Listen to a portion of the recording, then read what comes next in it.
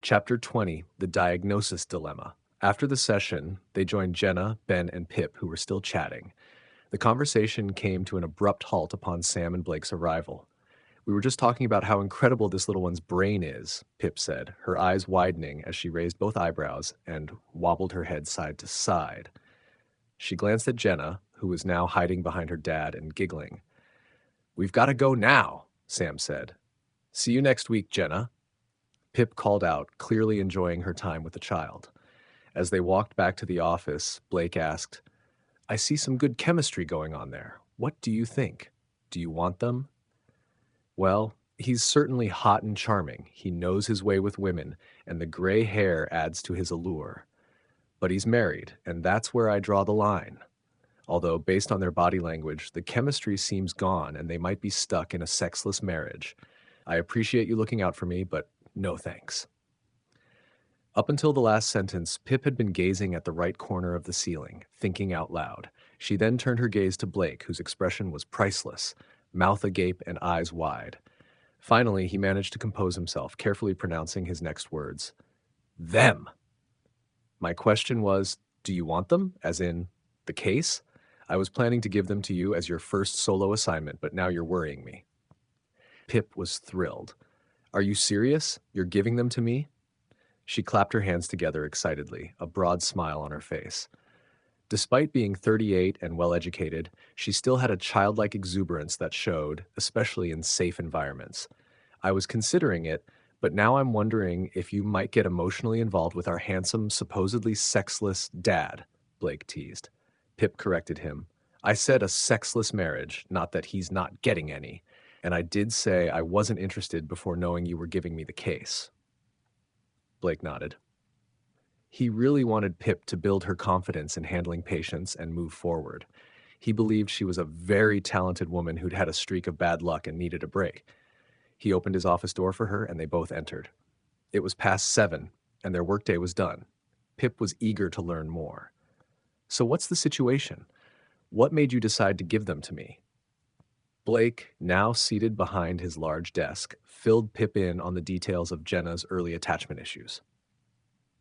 "What do you think, Pip?" Pip was analyzing the situation in her head. After a short pause, she responded, "Sam appears to be a disengaged and nervous person. I'm guessing since they spent a lot of money to have Jenna, she was well wanted, maybe too precious for Sam to trust herself with taking care of the baby alone. She hired someone experienced, and she doesn't equate love with quality care. I don't think she would ever hurt Jenna, and Jenna seems very sheltered and protected."